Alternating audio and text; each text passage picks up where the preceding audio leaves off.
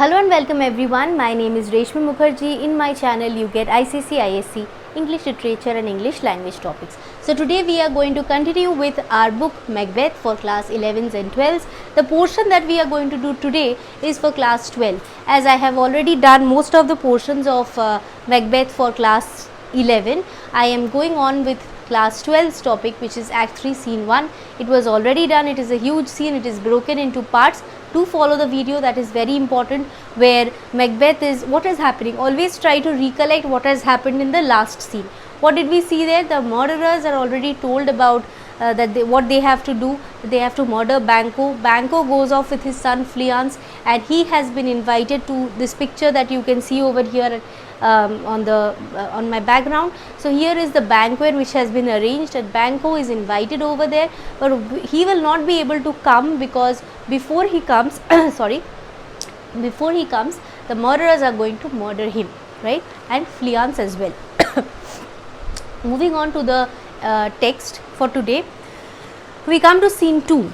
Macbeth's castle, enter Lady Macbeth and a servant. So we see Lady Macbeth and servant coming in. Lady Macbeth says, is Banquo gone from court? So is Banquo gone from court means is he gone from here?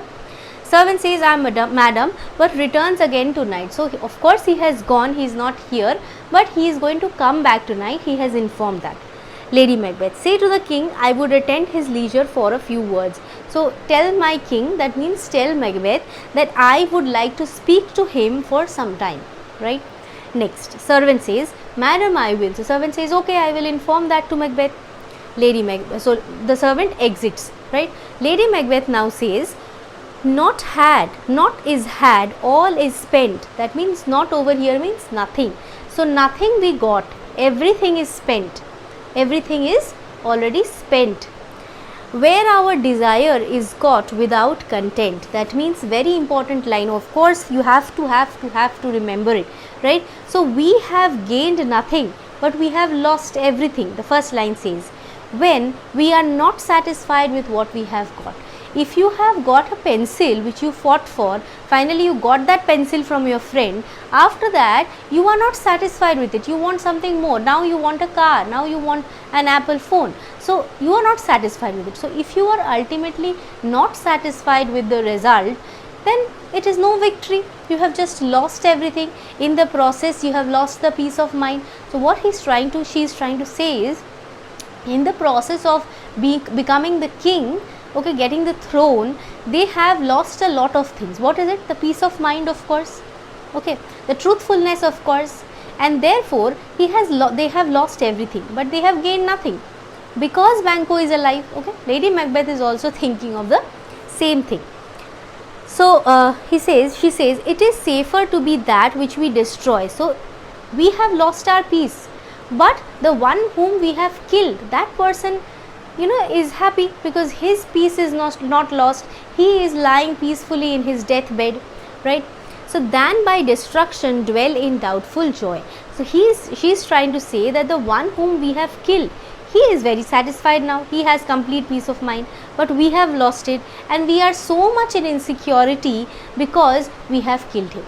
So we are in a difficult situation now, and we are not equal to the condition in which Duncan is, because we have murdered him. He is now free from all worries, but we are deeply in worry, right?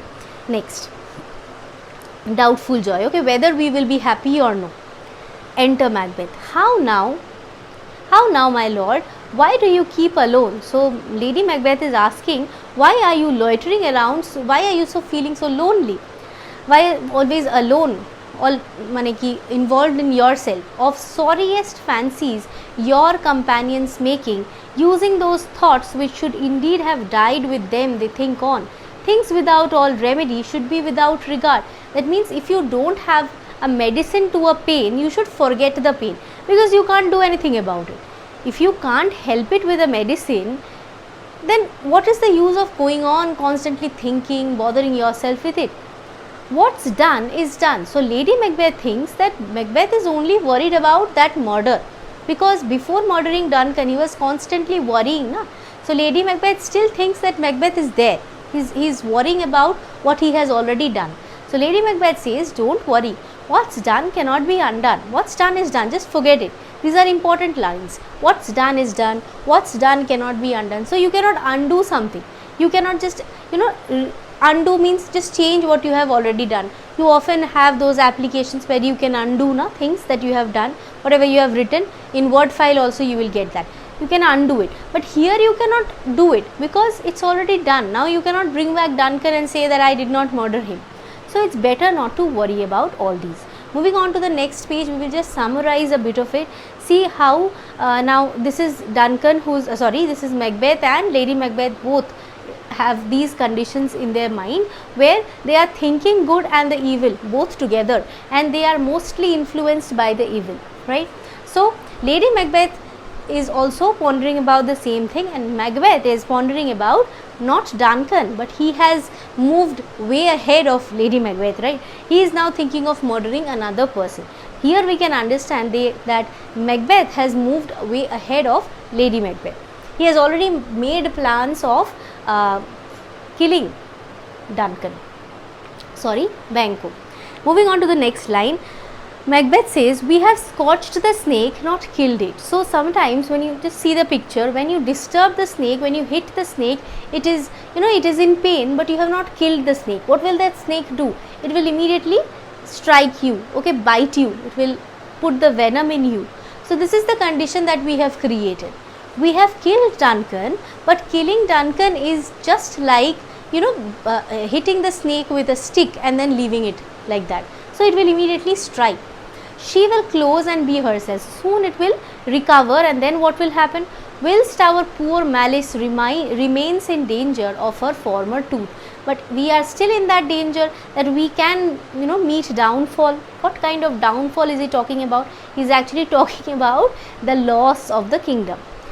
But let the frame of things disjoint, both the worlds suffer, ere we will eat our meal in fear and sleep, in the affliction of these terrible dreams that shake us nightly. So he is saying that it is better that we although the snake represents Duncan and his male heirs, Macbeth still thinks it as a female, and he thinks about all that is worrying him over here. It's not just Duncan, but also Banquo and his heirs who are going to ascend to the throne.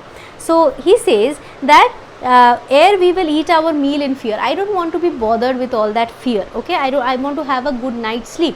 In the affliction of these terrible dreams, all these terrible dreams that come to my mind, I am bothered with them. I have done a lot of crime and I am stepping into it even further. So I am totally bothered about it. So that shake us nightly. So I don't want to live a life like that. I want to live a safe and satisfied, peaceful life. And for that we have to do certain things. Better be with the dead, whom we to gain our peace. See, both of them are saying the same thing, that what we have done to Duncan is in a better state now. He is at peace. Have sent to peace than on the torture of the mind to lie in restless ecstasy. So our life has lost all the peace, and Duncan goes to peaceful. Now Duncan is actually going to a peaceful kingdom, which is God's home, where he is dead. He has no worry at all now. But we are in a restless state. We cannot sleep properly. I don't want that kind of a scenario. That is why he has decided ahead, he will have to kill Banquo, to make the kingdom safe for his sons as well, right? Next, yes, Duncan is in his grave. After life's fitful fever, he sleeps well. So he is satisfied. He is dead now. He has done his job, and now he is dead, and he has no more pain in this world. Treason has done the worst. So rebel has done the worst. Nor steel nor poison. So we the rebels have done whatever we had to do, and not steel nor poison. Now he has no fear from any arms, any poison, malice domestic, foreign levi, nothing can touch him further. So he cannot be disturbed by treason. Has done his worst. So treason has already done it. The rebels have already done what they had to do. Now he is free from all that fear, what could have happened to him, right? So he is completely safe now. Lady Macbeth says, come on, gentle my lord, sleek over your rugged looks. So just, come out of this pain, constant worry, come out of it. Be bright and jovial among your guests tonight. Today, Tonight you have the banquet and you have to look very happy, jovial, you have to enjoy the party. How you cannot be so sad thinking what you have done, what is worrying you, what else you have to do. Stop thinking about it. So be bright and jovial among your guests tonight. So he says, Lady Macbeth requests him to put on a face which is not the real face, to put on a mask over his face so that people cannot understand what is going on in his mind. So this is a summary of what we have just read. This is what he talks about the snake which he has just hurt, and therefore the snake can strike him back again. This is a metaphor, this is a symbol and a metaphor as well, where he is trying to point out that this snake is actually what? This is actually the state of affairs, okay, where he finds his condition, his kingdom not very stable. Any moment it can fall, he can meet downfall. So he wants to secure it not just for himself but for his children as well. Moving on to the next page, we have the next lines. So Macbeth accepts it and says, so shall I love and so I pray be you. So I am requesting you as well to look very happy and satisfied. Let your remembrance apply to Banquo, present him eminence. So I am requesting you to look very happy, okay, then just be very, whenever you see Banquo, welcome him both with eye and tongue, okay, from your looks, from your words, you have to welcome him. Unsafe the while that we must lave means we must wash our honors in these flattering streams and make our faces wizards, okay, wizards means we have to make it a mask, just like what we have already seen in that picture, that we have to mask our faces in it so that we can disguise ourselves better. We have to flatter. When we see Banquo, we have to welcome him and say all those sweet words, use our tongue for that purpose, so that nobody can know what we have in our minds. The same dialogue was once given by Lady Macbeth. Now Macbeth has completely adopted the words and he is saying it to Lady Macbeth again, that we have to put up false faces, right? Next, Lady Macbeth says, you must leave this. So Lady Macbeth says, don't worry about it, just forget about all these things. Macbeth, oh, full of scorpions in my mind, I can't just completely forget it. All of this is there in my mind, and how can I completely forget them? So thou knowest that Banquo and his fiancée live. So you know that Banquo and fiancée lives, so I cannot be happy in this condition. Lady Macbeth, but in them nature's copy not etern, means it does not mean that because they are alive today, they will be alive tomorrow as well. That means he is hinting at this, that Banquo can die as well. Banquo's son can also die. We can bring stability to our lives, right? Next, Macbeth, there is comfort yet, they are assailable. So thankfully they can be killed. Then be you jocund, so be merry, ere the bat hath flown his cloistered flight. So before the bat flies, that means before night time, ere to black Hecate summons. So again Hecate is mentioned over here. Black Hecate, as I have already told you, she is the goddess of witchcraft, right? So before that Hecate is active, before the bat flies, the sharp born beetle with his drowsy hums hath rung night's yawning peal, there shall be done a deed of dreadful note. Meaning before all these things happen. So if I move to the next page, you will see a picture, sorry, I don't know where, very sorry. So you have this picture over here where you can see this beautiful, not very beautiful, this is ominous scene where the black crow is flying, where Hecate is working, where the bats are free, okay, that means night time when all the negatives are happening. Before that time, something dreadful is going to happen very soon, okay, a dreadful thing is going to be done. So black Hecate is a negative word over here. Before the dung beetle responds to the call of darkness, that means before the night time. So all these are hints that before night time something negative is going to happen. So we are again moving back to our text where we will see the last portion. Lady Macbeth asks, what's to be done? So what are you planning to do? Macbeth says, be innocent of the knowledge, okay. So you don't have to know, be innocent of the knowledge. I will, like, you will know it, but don't show that you know it, right? Come sealing night, scarf up the tender eye of pitiful day. So close the eyes of morning light. I need darkness to do something like that. And with thy bloody and invisible hand, cancel and tear to pieces that great bond which keeps me pale. So I put an end to the lives of Banquo and Fleance. So you have to if you can cancel their lives, only then what makes me pale, what makes me worry, that will be solved, right? So to keep me worry free, I want the morning to be hidden away and Fleance and Banquo to be dead. Light thickens and the crow makes wing to the rooky wood. Good things of the day. So day is always good. Okay, good things of the day begin to droop and drowse. So all these things are changing. That means the night is falling. As the night will fall, the dreadful things will start to happen.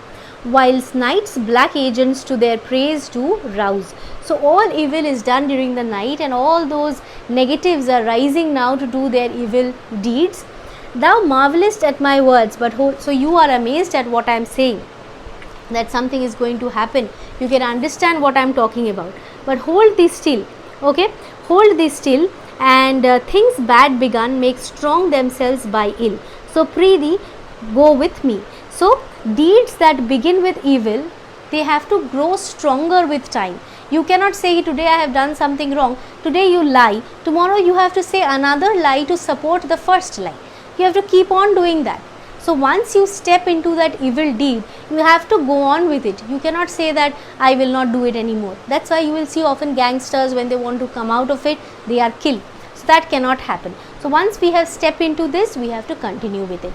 So this is the last. So he says that okay, come with me, and they exit the scene. So this is the summary. The Banquo and Fleance are going to return in this moonlit night, and during night time the murderers will be waiting there when Fleance and Banquo would like to come to the banquet of Macbeth, and then they will be murdered. So this is how the play ends, in complete in the murderers waiting over here to kill Banquo, and in the middle of that Banquo and Fleance as well, and in the middle of that we have this night time, which is going to be some dreadful deed is going to be done this time.